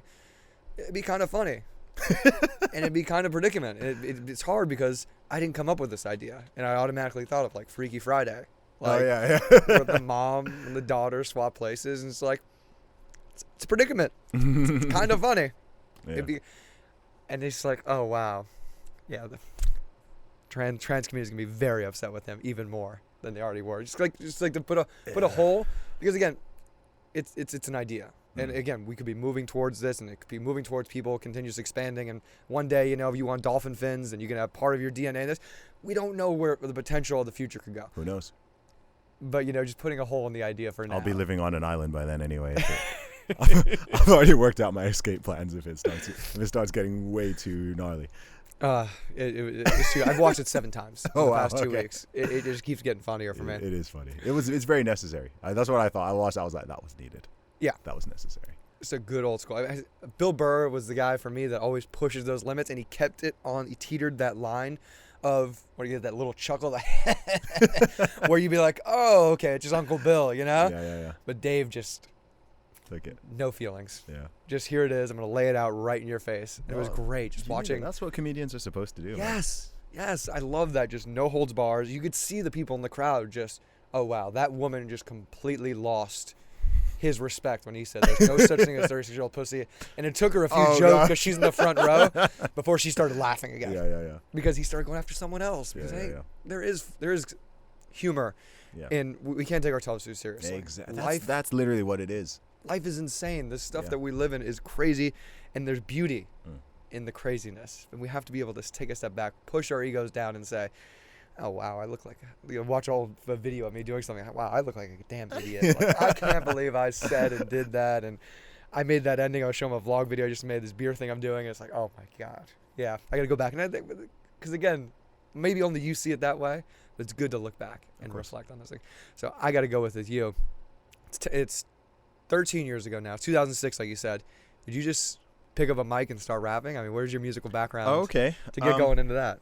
So I used to play piano when I was a kid. I played that for a while, and I used to play trombone for a shorter time. And then I was not into music at all, really. Like, beyond playing those instruments, I wasn't really into music as a listener or as a fan until I went to boarding school. When I was about 13 years old or so, I started getting into hip-hop and rap, just listening to it. Then when I was 18 in university, the first lyric I ever wrote, I was traveling. I got stuck in an airport in Paris for about 24 hours. And I just had my MP3 player, my pencil, and a notepad, and I just started jotting down some lyrics and listening to some beats and stuff. So that was when I first started making music, and it came quite naturally to me, writing lyrics and performing and everything. So when I came back to university, I started recording some stuff with a basic setup in a dorm room with one of my friends. And that was the setup I recorded my very first album with, and everything expanded from there. And over time, I'm kind of skipping some of the details, but over time it expanded from a hobby into a part-time career, and eventually into a full-time career. I've been doing music and the other stuff I do full-time now since 2011. So yeah, it's been about 8 years, and I haven't died yet. Can still feed myself. So and the fan base is growing, the opportunities are growing. So I'm very excited, actually. This has been a very transformative year for me in particular.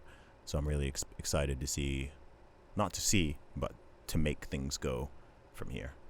Yeah. How did you discover your creative side? I mean, was it just that moment of picking up that MP3? I've always been creative. When I was a kid, I wanted to be a cartoonist.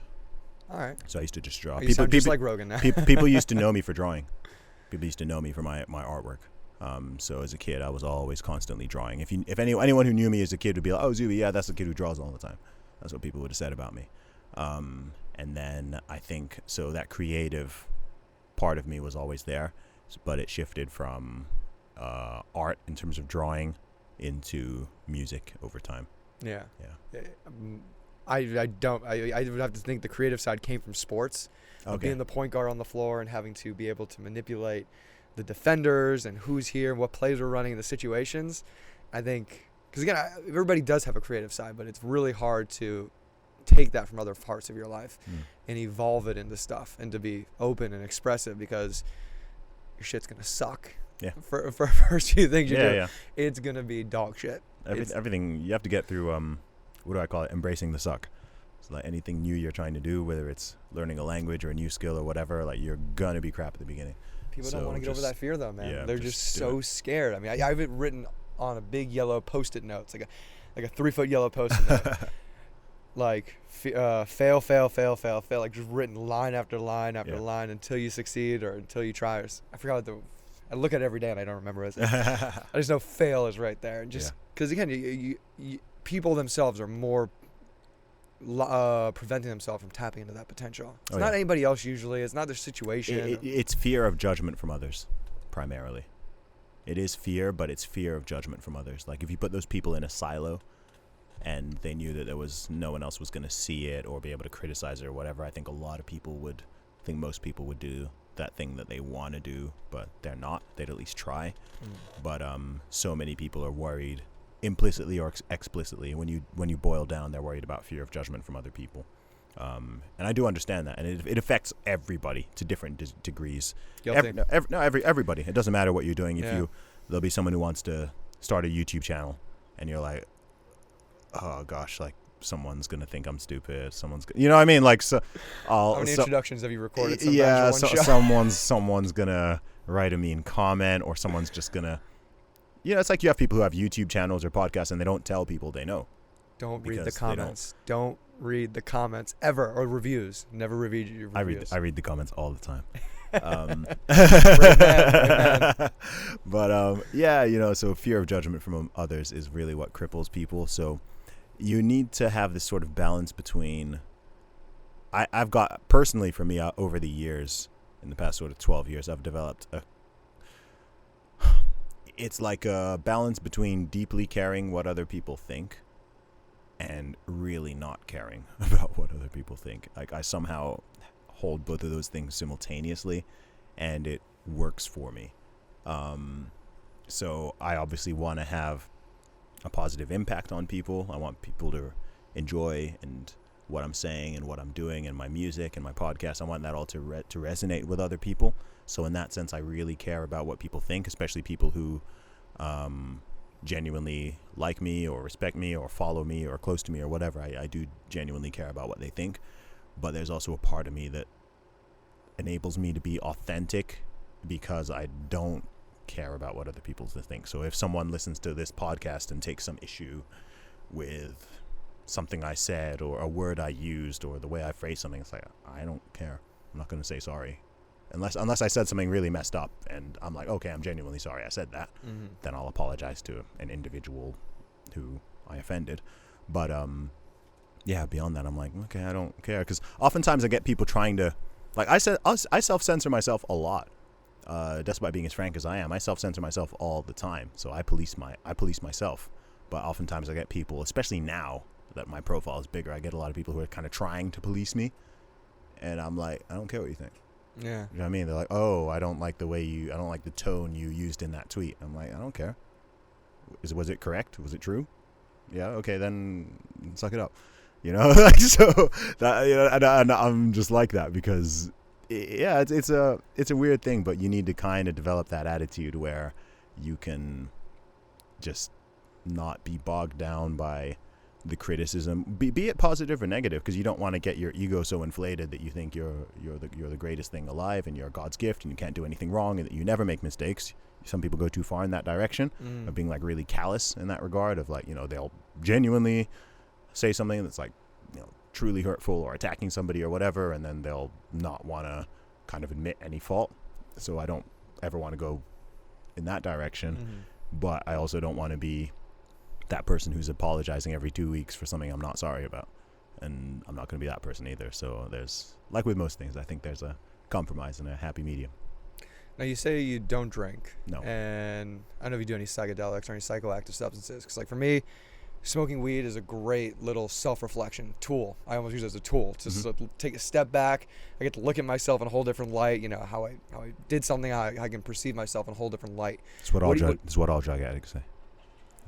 That's good. That heroin is just it's a tool. I'm playing. I was gonna say, what do you? Comedians, yeah. What do you do for self-reflection? How do you take a look? What do you do to take a step back and look at yourself? Because like you said, like, oh well, sometimes I can't really, because I think the thing is that these visionaries, people have different ideas of what they want, and that's their goal. I got my goal, I got my target, what I'm trying to get to, and I'm not able to look at the comments and take them in. I want to take out what's the thing I need to use for them, but not inflating that ego. And how do you take that step back to reflect on the things positive negatives to propel yourself forward even more? Gotcha. I just do it consciously. I think there are, especially when stuff gets busy, it can be hard to find time to do stuff like that, or to take notes mentally or even on paper and just think of what you're doing. So with me, it's a couple things. One, I'm surrounded by a lot of great people who care about me genuinely and who've generally known me a long time, and it's literally I'm talking about my family, my friends, my girlfriend, everyone who's, so I don't worry about going sort of, coming completely ungrounded, because I've got people there to ground me and to, if I'm genuinely, going off on a bad path or something, I've got people who will check me, which is good. I normally check myself. So important. Yeah, I normally will check myself, but it's good to know that that's there. My parents wouldn't hesitate to put me to the side and be like, Zuby, like, think about this or whatever. And they know me better than anybody, so and I value their opinion more than anybody. So far more than some random person commenting on YouTube. So it's like, as long as my parents are proud of me, I'm good. You know what I mean? Like if my parents are like, look, we're proud of you, you did that, I'm like, okay, cool. Whatever else anyone thinks, I've got their approval. So because that's the hardest bar to meet. So there's that. And then, like I said, there's just being quite conscious about it. So once every couple months, I'll try to just take stock a little bit. It doesn't need to be like, it's not a formal process for me, but just, just lie down or sit down and just think about the past, present, and future. Think about, okay, where was I this time last year? September 2018. Where was I then compared to where I am now? And I can be like, wow, I've achieved a lot. I've done some things, man. Like I've grown, this has grown. I've started a whole new podcast. I released a new album. I wrote and released my first book. I did all these podcasts. I came out to the US and did all these podcasts and interviews. I met some of my heroes, some people I massively respect. I take stock, because when you're doing stuff day to day, you can kind of lose track of your own progress. So I do that. I try to do it with the gym or with anything else I'm doing and think, okay, I was here, I'm now there. So I do that. And then I think of, okay, what can I be? Where do I want to go in the future, and what do I do now to help guide myself in that direction? What things am I doing right? What things am I doing wrong? Is there something I'm doing that I know I shouldn't be, which maybe I can try to eliminate or whatever? And then, myself, I pray a lot. I try to pray at least once a day and just talk to God. I'm a Christian, so I pray every day, and that to me has, both the religious benefit, but it also helps me to organize my own thoughts, because I'm articulating my aspirations, the stuff I feel bad about and want forgiveness for, the things I'm concerned about in the world and personally. It's just like a genuine moment of reflection, just to sit and talk and think, okay, like this is what I'm doing, and this is what I'm feeling and whatnot. So that's those three factors have all been very important for me, and are throughout my life, really. All right.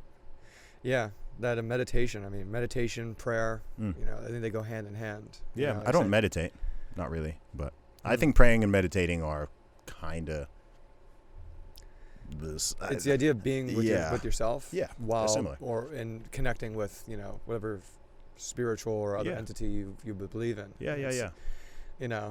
I remember you talked about this on the Rogan episode. It's like people get so deterred from religion, and they totally do. Some people do, yeah. I think a lot of people do. Yeah, I think it's kind of trendy to do so right now. Like religion's not trendy right now. Yeah.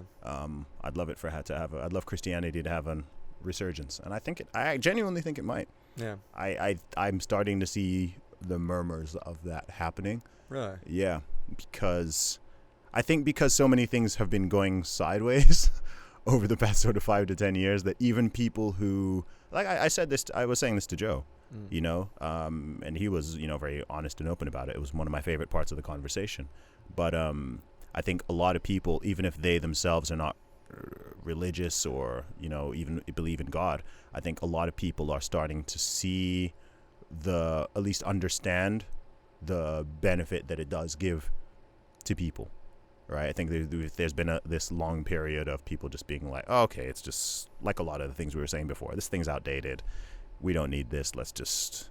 To me, it's like cutting out the roots from a tree, right? We have a certain society in the Western world. We have certain values, certain laws, certain ways things work, certain ways we view things, where not all of them, but some of it stems from Christian values. No question. You know, some people debate this, but I'm like, no, it's like a lot of this stems from Christian values, which is why the values and beliefs and the way of doing things in this part of the world are really different to how it is in other places. Like, lots of that comes from a Christian foundation. It's not just totally arbitrary. So can someone individually function and operate and be moral and be a good person and whatever without all of that and the belief and all the details? Absolutely. Of course. But I think that collectively as a society, if you get rid of a lot of those roots or a lot of those ideas or traditional values or whatever, wherever they stem from, then for how long will everything stay stable for? And I think in the past 5 or 6 years, people were like, there's a lot of people kind of saying like, whoa, certain stuff's getting a little weird. It's the excess kind of thing. Yeah, like we're moving away from this. You're seeing there's you hear a lot of people saying, even when it comes, especially with young men, there's this sort of crisis of meaning, of purpose. Like, what's our purpose? Why are we here? What's the point of all of this? What's the point of trying hard? What's the point of working hard? What's the point of having a family? What's the point of having kids? Like, what's the point? You know, and you hear people saying this, I don't want kids. Like, what's the point of having kids? It costs too much money. And that kind of makes me sad, you know? And I've kind of been there. I went through that stage in my 20s where I was like, you know, it would be cool to just be a bachelor for life and have like 10 girlfriends and this. And then I kind of hit like my late 20s, you know, late 30s. I was like, I thought about it much longer term, and I was like, nah, that's not really. I'm right there right now. Yeah, you know, yeah. It's like there's a point of all of this. There is a reason why historically and globally people do some of these things. It's not just because it's like there's a reason to it. There's a structure that, and you can see if it's not done, you know, it doesn't mean every single individual needs to do all these things like I keep saying. But generally, would you rather live in a society that's got high rates of, you know, marriage and people being together and having families and those kids being raised well and whatever? Would you rather live there, or would you rather live in somewhere where people just don't value those things at all and everyone is just sleeping with everybody and people don't care about the kids and fathers don't stick around and mothers don't really care about, you know, like the former sounds a lot better to me than the latter. And you can see microcosms of these things even in the same country, right? You can look in one city or one town and it's like, okay, this is the way they're doing things there, this is the way they're doing things there, and then you compare the rates of some of these issues, including stuff like crime, stuff like homelessness, stuff like violence and whatever, and it's like, oh, okay, there's quite a strong correlation here, and that's not by accident. You see what I mean? So it's like a constant balance.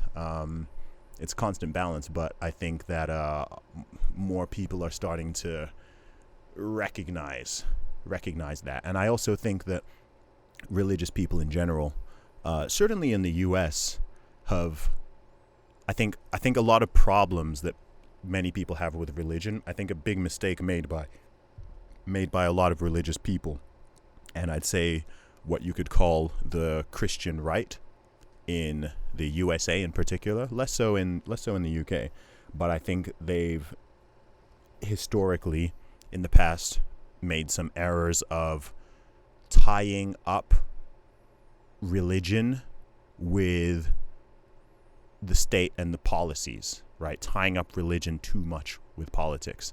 So saying, okay, well, the Bible says this, so there's supposed to be a separation between church and state in a country like the USA, right? Yeah. So the religious right really tries to teeter on that line. Yeah, exactly, right? And it gets tied up too much into that. And I think that's been like a sort of both a strategic error and also just like the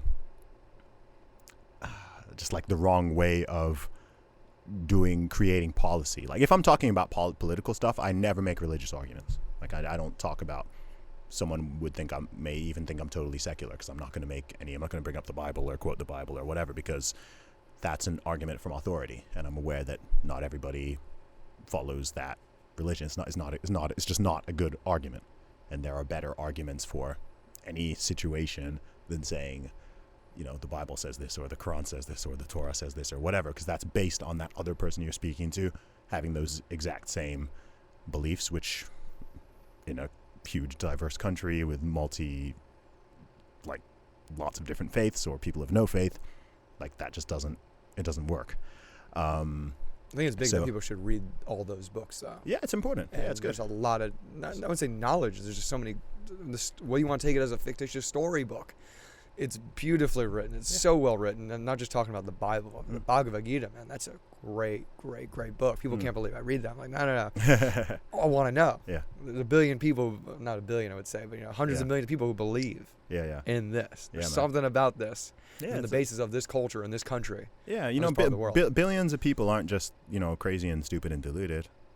That's not. As we're told. Well, people try to make us believe. Yeah, there's people, saying that, and there's that kind of arrogance with it, but I think that, like I said, finishing that thought, I think that that's an error that's been made in the past by religious people, and I think people are now coming around to and getting better at detaching the religious beliefs and not trying to impose that on others and saying look, this is my belief, this is my worldview or whatever. It's totally cool if you don't share that. If we want to have that conversation of why I believe what I believe or whatever, we can do that. That's interesting, but I'm not going to try. You don't try to force stuff on me. I'm not going to try to force stuff on you. We'll try to create the best way of doing things and living and structuring government and society and whatever, not based on all of these certain verses or whatever, but just what makes most sense rationally and logically and based off of other, ethics, wherever people believe those come from or whatever. And I think that now that that's happening less, I think that people will, to me, it's just increased tolerance in all directions, shall we say. So, because every force has an equal and opposite reaction. So if people if people push too hard, it's why I don't really like it's why I have a problem with I generally have a problem with people trying to just force stuff on other people. That's generally my thing. That's why I don't like I know tons of people who are atheists. Lots of my best friends are atheists, right? But when people sort of have this anti-theist thing, right? There's a difference between an atheist and an anti-theist. When you've got people who are trying to almost in a way they're almost I call them religious atheists. Yeah, death to religion. Right? Yeah, There's because no more purpose to this. They're kind of being evangelical in their atheism of trying to like believers, and it's like, look, I'm not trying to convert you or force you to accept the Lord Jesus is your savior, right? Like, I'm not gonna go and scream, go to hell, or no, right? That's splash the water on it. Yeah. I'm not interested in doing that to anyone. But it's like, I can respect where you're from, and I get it too. Like, I can understand, I can totally understand why somebody would be an atheist. Just like I can totally understand why someone would believe in God, and I can totally understand why someone would not believe in God. Out of those two things, I believe in God. But it's not like, oh, you're just dumb, like you're just too stupid to get it. It's like, no.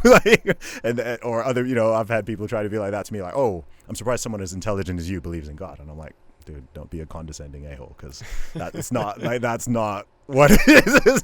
It's not as simple as you're trying to kind of make it seem or whatever. But yeah, to me, it's just about that sort of genuine, people use the word tolerance a lot, but I mean like true tolerance, and being like, look, some of these things we're not gonna agree on or whatever, and some of it doesn't matter, because I care a lot more about how people behave. That's ultimately what matters. You've got people who are are religious or claim to be religious, and they're terrible and they do evil stuff, right?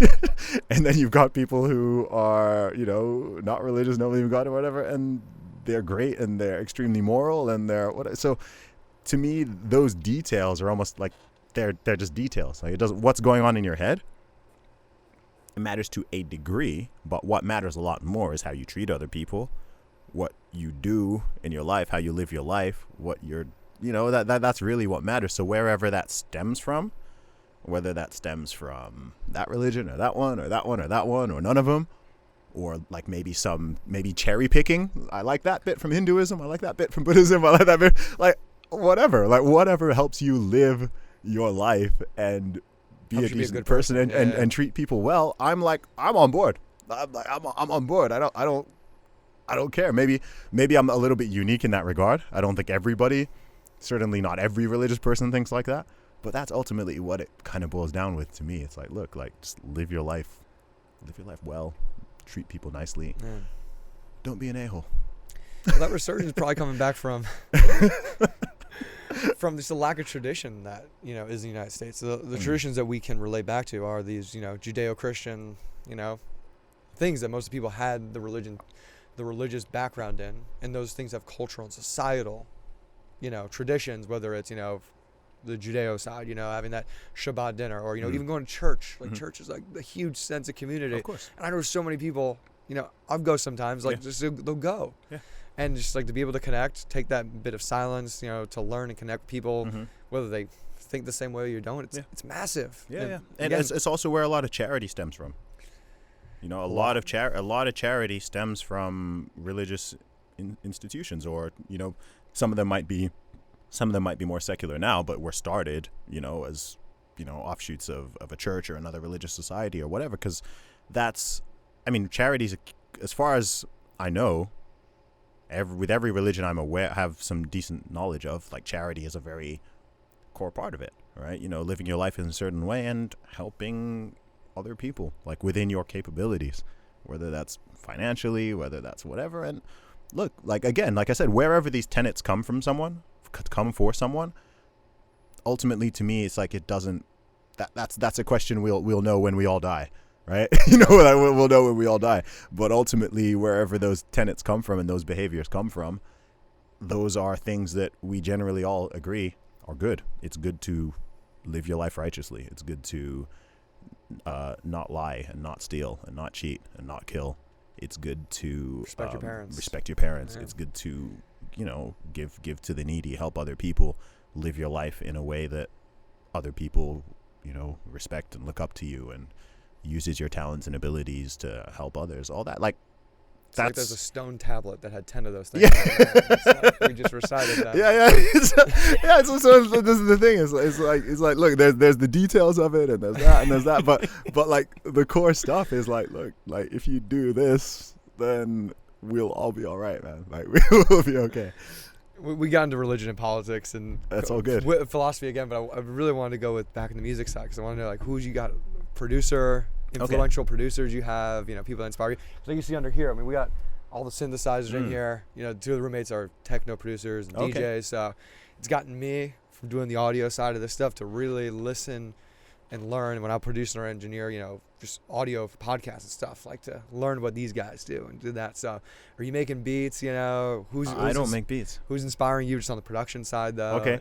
I don't make beats. I've never made a beat in my life, so I don't know how to produce. Okay. I'm a lyric writer. Okay. And a performer. My beats are done by a range of different people. On my most recent album, Perseverance, some of those would be a guy called A-Side One, who's a producer from Russia, actually. My friend Tomek Zill, who's originally from Poland, but he's based in Derby in the UK. He's made some great stuff. Anno Domini, who's actually based in LA, hoping to meet him. We've made music together for over a decade, but I've never met him in person. He's actually based in LA now, so I should be meeting him in the next couple of days.